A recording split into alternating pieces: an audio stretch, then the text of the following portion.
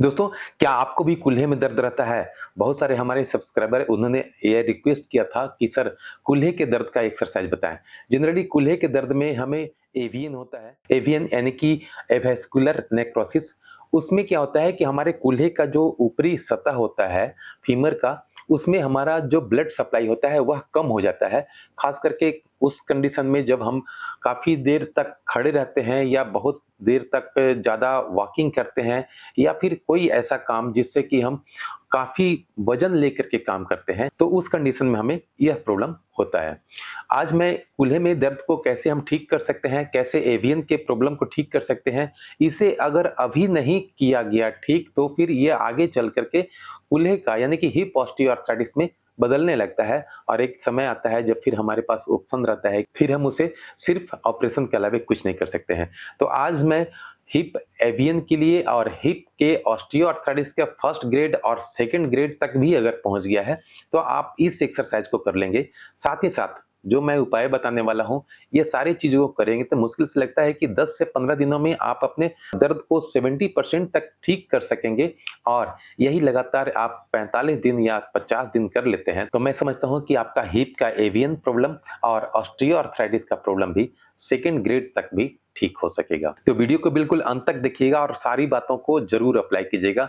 मैं समझता हूँ कि ये सारी चीज़ करेंगे तभी यह संभव है कि आप अपने ऑपरेशन से बच सकेंगे। आज आपको एवियन का प्रॉब्लम है, कल होकर के कुछ और ना हो, उसके पहले हम इस उपाय को कर लें, इस एक्सरसाइज को कर लें ताकि हम इसे कंप्लीटली ठीक कर सकें। नमस्कार दोस्तों, मेरा नाम डॉक्टर मुकेश कुमार और आप देख रहे हैं संजीवनी हेल्थ सॉल्यूशन। संजीवनी हेल्थ सॉल्यूशन जहां पर ऑर्थोपेडिक से रिलेटेड, खास करके घुटने से रिलेटेड या हिप हो गया या फिर साइटिका हो गया, ये सारे तरह का एक्सरसाइज आपको बताया जाता है। तो अगर आप चैनल पर नए हैं तो चैनल को सब्सक्राइब कर लीजिएगा। यहाँ पर सारा सॉल्यूशन बताया जाता है, तो आप चैनल को सब्सक्राइब तो ज़रूर कर लीजिएगा, साथ ही साथ बेल आइकन को भी दबा करके ऑल नोटिफ़िकेशन ऑन कर लीजिएगा, ताकि भविष्य में भी आने वाला वीडियो आप तक सबसे पहले पहुँच सके। दोस्तों, हिप एवियन के बारे में बहुत ज़्यादा बताने की ज़रूरत नहीं है क्योंकि आप जानते हैं कि हिप एवियन क्या होता है और हिप ऑस्टियोआर्थराइटिस क्या होता है। आज जो मैं एक्सरसाइज बताने जा रहा हूँ ना, इसे आप मन लगा करके घर बैठे ही बेड पर ही करना है, कहीं कोई जाने की ज़रूरत नहीं है। साथ ही साथ हमें यह ज़रूर देखना है कि क्या हम पिछले साल भर के अंदर या 6 महीने के अंदर विटामिन डी 360 के का टैबलेट या कैप्सूल या पाउडर या लिक्विड आपने लिया है क्या?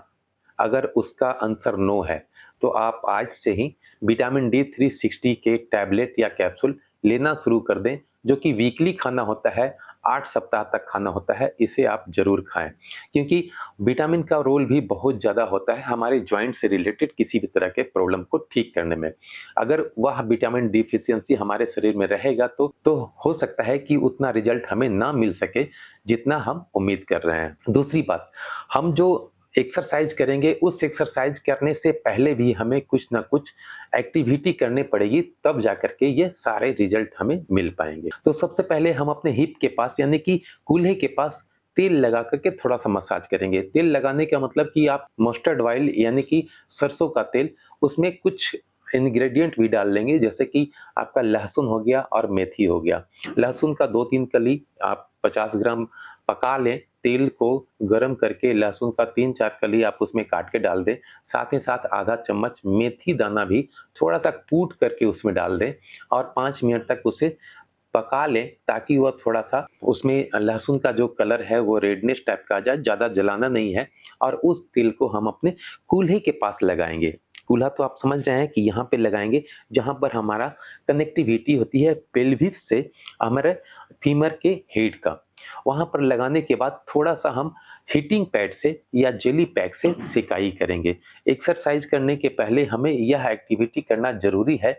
क्यों? क्योंकि जब तक हम वहाँ पर का जो ब्लड सर्कुलेशन है उसको थोड़ा-सा रन नहीं कराएँगे, तेज़ नहीं कराएँगे, तब तक के उतना एक्सरसाइज का बेनिफिट नहीं मिल पाएगा। यह मैं शुरुआत के दिनों में ही करेंगे, मुश्किल से 10 दिन तक हम इसको करेंगे। इसके बाद अगर हम नहीं भी करते हैं तो चलेगा, बाकी के एक्सरसाइज हमें सिर्फ करना है, लेकिन शुरुआत के 10 दिन में हमें इसे ज़रूर करना है। तेल लगाने के लिए हम आराम से लेट जाएँगे और लेट करके अपने हाथों से ही थोड़ा-सा गरम रहेगा तेल, उसके बाद हम अपने हाथों से ही पेल्विस के पास यानी कि जो हमारा कूल्हा होता है, वहाँ पर हम आराम से लगाएँगे 5 से 7 मिनट तक थोड़ा-सा उसे मसाज करेंगे वहाँ पर के मसल्स के पास, और हीटिंग पैड यानी कि यह जेली पैक होता है या हीटिंग पैड होता है, इससे भी आप उसे सिकाई करेंगे।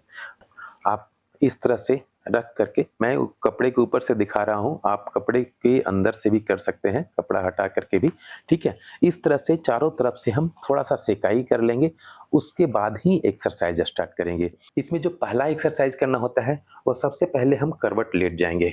करवट लेट करके एक पैर को हम मोड़ लेंगे। सपोज़ करें मुझे एवियन का प्रॉब्लम हमारे राइट लेग में है, तो हम इस पैर को बाएँ को मोड़ लेंगे और इस तरह से होकर के इस पैर को सीधा करेंगे।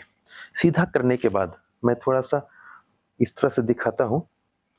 सीधा करने के बाद हम अपने पैर को थोड़ा-सा स्ट्रेच करेंगे नीचे की ओर, इस तरह से, ठीक है?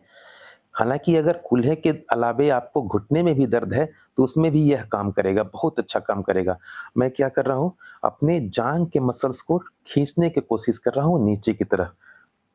देखिए, ठीक है?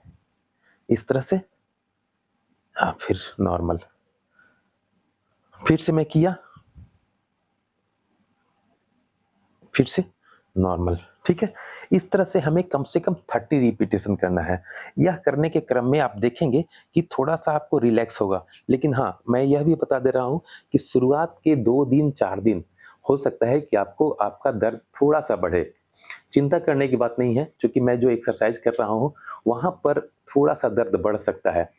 आप बिल्कुल चिंता ना करेंगे और इस एक्सरसाइज़ को ज़रूर करेंगे। ये 30 रिपिटेशन कर लेंगे, उसके बाद दूसरा एक्सरसाइज़ करने के लिए हम उसी तरह से करवट ही लेटे रहेंगे, पैर मेरा ये रहेगा।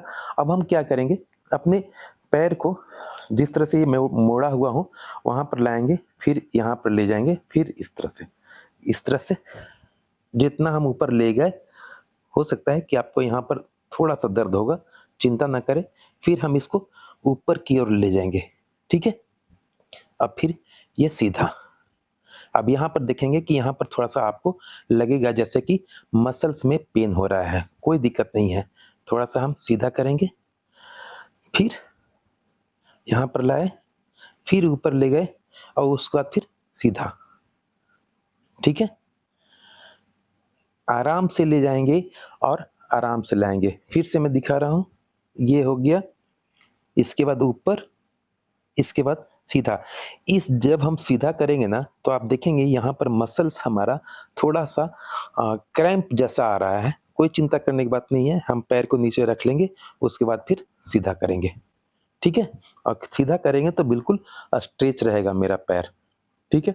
फिर से हम उठाए, फिर से जितना दूर ऊपर ले जा सके, वहाँ तक ले गए, उसके बाद फिर सीधा किए, फिर नीचे। नीचे हम यहाँ पर रख लेंगे, उसके बाद देखेंगे कि यहाँ पर जो क्रैम्प जैसा महसूस हो रहा था, वह नॉर्मल हो गया। इसके बाद फिर हम सीधा करेंगे, ठीक है? यह हमारा दूसरा एक्सरसाइज़ हो गया। यह भी कम से कम हमें 20 रिपिटेशन करना है, या आप शुरुआत में 15 भी करते हैं तो चलेगा। अब क्या है, इसी को हम एंटी क्लॉकवाइज़ करेंगे। यह क्लॉकवाइज़ हो गया, अब हमारा एंटी क्लॉकवाइज़ होगा। यह मैंने उठा लिया, जितना आप लैटरल उठा सकें, उसके बाद फिर यहाँ ले जाएँगे, उसके बाद फिर सीधे, ठीक है? फिर सीधा किया, फिर उठाया, पीछे की तरफ, फिर नीचे और फिर सीधा। पैर हम रिलैक्स रख-रख के भी कर सकते हैं, हमें कोई दिक्कत नहीं है।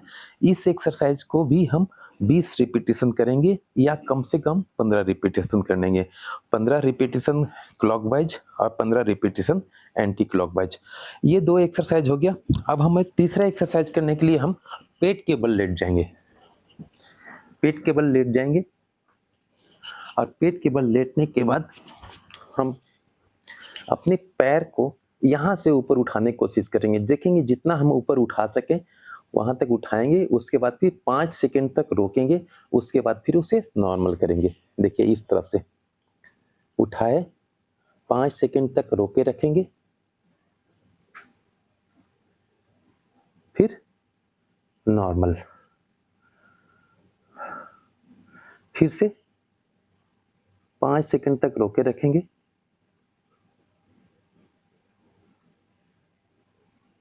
फिर से नॉर्मल। यह हमारा तीसरा एक्सरसाइज हो गया। इसको भी हम कम से कम 15 रिपीटेशन करेंगे।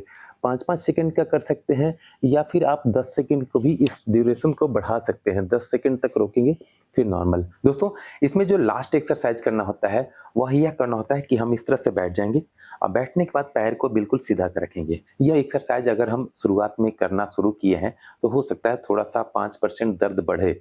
चिंता बिल्कुल नहीं करना है। अब ये है क्या कि मैं इस पैर को इस तरह से करवट में लेटा हूँ या करवट बैठा हूँ, इस तरह से यहाँ पर दबाने की कोशिश करेंगे और इसे सीधा पैर सीधा करने की कोशिश करेंगे। ठीक है? आप देखेंगे यहाँ पर काफ़ी स्ट्रेच आएगा। ठीक है?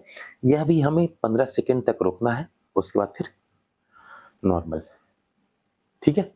फिर से इसको हम कोशिश कर रहे हैं यहाँ पर से नीचे की ओर धकेलने के लिए, स्ट्रेच करने के लिए। ठीक है? इस तरह से करेंगे, उसके बाद फिर नॉर्मल। फिर से किए, 15 सेकंड के लिए रोकेंगे।